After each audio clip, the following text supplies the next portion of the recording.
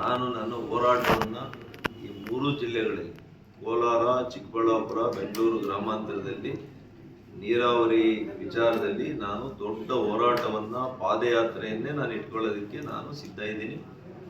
ನಾನು ಸಮಯ ನೋಡಿ ನಿಗದಿಯನ್ನು ಮಾಡ್ತೇನೆ.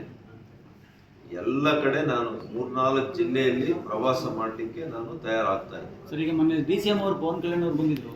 ಸೊ ಕೃಷ್ಣಾ ನದಿ ಪ್ಲಾನ್ ಇದೆಯಾ ಸರ್? ನಾನು ವೈಯಕ್ತಿಕವಾಗಿ ಆಂಧ್ರ ಪ್ರದೇಶದ ಮುಖ್ಯಮಂತ್ರಿಗಳನ್ನೇ ಭೇಟಿಯಾಗಿ ಇದರ ಬಗ್ಗೆ ಚರ್ಚೆ ಮಾಡಿ ಬಂದಿದ್ದೇನೆ.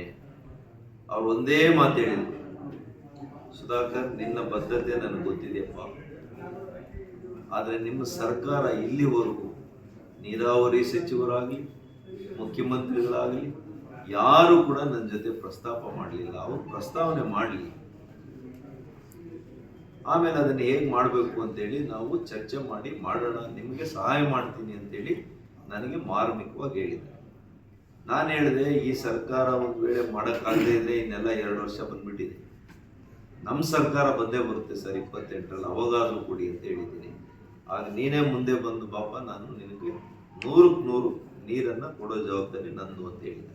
ನಿಮ್ಮ ಹುದ್ದೆಯಲ್ಲಿ ಬರುವಂತ ಸಾಧ್ಯತೆ 100ಕ್ಕೆ 100 ಬರುತ್ತೆ, ಅನುಮಾನನೇ ಬೇಡ ನೀವು. ನಾನೇ I will be the reason for it.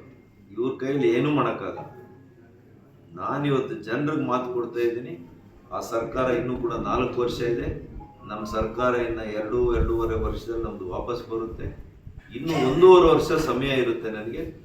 100ಕ್ಕೆ 100 ನಾನು ಆ ಮುಖ್ಯಮಂತ್ರಿಗಳನ್ನು ಒಪ್ಪಿಸಿ ಕೃಷ್ಣಾ ಭಾಗದ ನೀರನ್ನು ಈ ಭಾಗಕ್ಕೆ ತರುವಂಥ ಕೆಲಸ ನಾನು ಮಾಡೇ ಮಾಡ್ತೀನಿ. ಚುನಾವಣೆ ಸದ್ಯದಲ್ಲೇ ನಡೆಯುತ್ತೆ ಸರ್, ಯಾವ